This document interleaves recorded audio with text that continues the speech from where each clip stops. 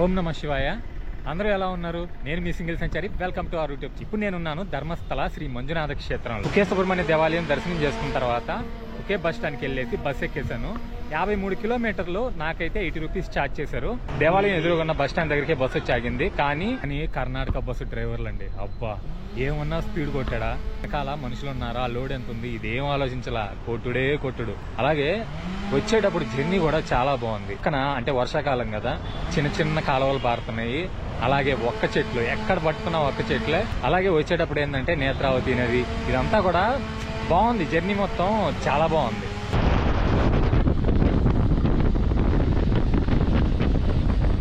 ఇదేనండి bus stand. బస్సులన్నీ ఆగున్నాయి చూడండి.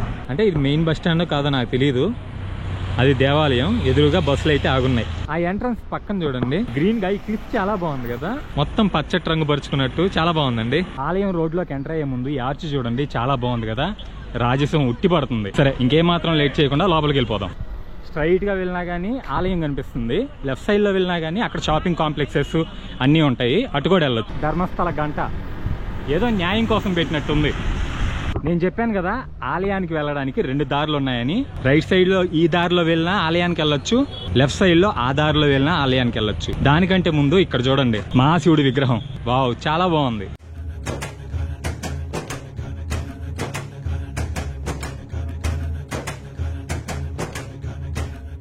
Okay, కొంచెం దూరమైనా పర్లేదు, లెఫ్ట్ సైడ్ దారిలో వెళ్దాం. ఎందుకంటే ఈ దారిలో ఏమేమి ఉన్నాయో చూసుకుంటూ వెళ్దాం. ఈ దారిలో షాపింగ్ కాంప్లెక్స్లే కాదు, కుక్కలు కూడా చాలా ఉన్నాయి. ఎవరైనా చిన్నపిల్లలు ఉంటే అంటే నడిపించుకుంటూ తీసుకొచ్చే పని అయితే మీరు రైట్ సైడ్ ఉన్న దారిలో వెళ్ళండి, చాలా ఉన్నాయండి బాబు కుక్కలు. ఇక్కడ మనకి బోర్డు ఉంది చూడండి, నేత్రావతి, సాకేత్, గంగోత్రి, వైశాలి, శారావతి. స్ట్రైట్కి వెళ్ళాలి. ఈ బోర్డు దాటి కొంచెం ముందుకు వెళ్ళంగానే మనకు రైట్ సైడ్ లోనే కనిపిస్తుంది దేవాలయం. చూసి ఇల్లు అనుకున్నారు, కాదు అది దేవాలయమే, మంజునాథుడి దేవాలయం. ఆలయం ఎదురుగానే మనకి రథాలు ఉన్నాయి చూడండి. చిక్మంగళూరు జిల్లా శ్రీ కోదండరామస్వామి దేవస్థానం అంట. ఈ రథం చూడండి, కొంచెం చిన్నగా ఉన్నా కానీ శిల్పాలు చాలా ఎక్కువగా ఉన్నాయి. అమృతేశ్వర రథ హసన్ జిల్లా, ఏదో కొంచెం నాకు తెలుగు అర్థమైనంత వరకు చదివా. అంటే కన్నడ కూడా కొంచెం తెలుగు భాషకు దగ్గరలోనే ఉంటుంది కదా, అంటే లిపి. బా రథాల మీద శిల్పాలు అయితే చాలా బాగున్నాయండి. అన్ని రథాలు పంచరథాలు ఉన్నాయి. సో చూడడానికి సేమ్ ఇల్లాగే ఉంది కదా. ఓకే, లోపలికి అయితే కెమెరా అలో లేదు, నేనైతే వెళ్ళి దర్శనం చేసుకొని వస్తాను. రైట్ సైడ్కి వెళ్తే మనకి క్యూ ఉంటుంది, క్యూలోకి వెళ్ళేసి ముందు ఈ కెమెరా, ఈ మొబైల్ ఇవన్నీ ఇక్కడ డిపాజిట్ చేయాలి.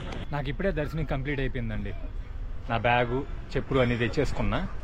కాకపోతే వెనకాల ఏంటంటే, వెనకాల చూడండి మనకి చెప్పుల స్టాండ్ ఉంది. చెప్పుల స్టాండ్ కానీ లగేజ్ స్టాండ్ కానీ అన్ని ఫ్రీయే. మనకి ఫ్రీ చెప్పుల స్టాండ్, ఫ్రీ లగేజ్ స్టాండ్ ఉంటుంది. ఇక్కడ వచ్చినప్పుడు యూజ్ చేసుకోండి. అదిగోండి అక్కడ దేవాలయం.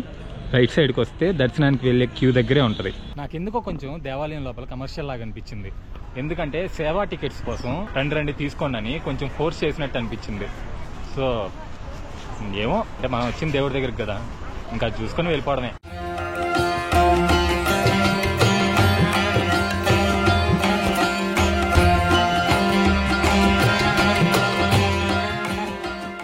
మొత్తం ఇల్లేనండి లోపల. ఎందుకంటే ఆ హాల్స్ అన్నీ తిప్పాడు, జనాలు లేరు. కానీ మామూలుగా తిరుమల దర్శనం ఎలా ఉంటుంది అలా చేశారండి లోపల. నాకైతే దర్శనం చాలా బాగా జరిగిందండి. మంజునాథ స్వామిని దర్శించుకున్నాను, అమ్మవారిని దర్శించుకున్నాను. నిజంగా బాగా తృప్తిగా ఉంది. కానీ కారు చేశారండి వుడ్ మీద, చిన్న ఆర్ట్స్ కానీ అసలు బ్యూటిఫుల్ గా చెక్కారండి. అలాగే ఆ డిజైన్స్ కూడా, అంటే మనం బేలూరులో చూపించాను కదా, అంటే స్టార్ టైపు, డైమండ్ టైపు, అలా కొన్ని డిజైన్స్ మాత్రం చాలా బాగున్నాయి. ఫైనల్గా ఒక మాట అండి, మనం బయట చూసినంత చిన్నదిగా దేవాలయం, లోపల హాల్స్ అని అసలు మామూలు హడావిడి లేదు. మళ్ళీ నేను దేవాలయం దగ్గర నుంచి ఎంట్రన్స్ దగ్గరకు వచ్చేసాను.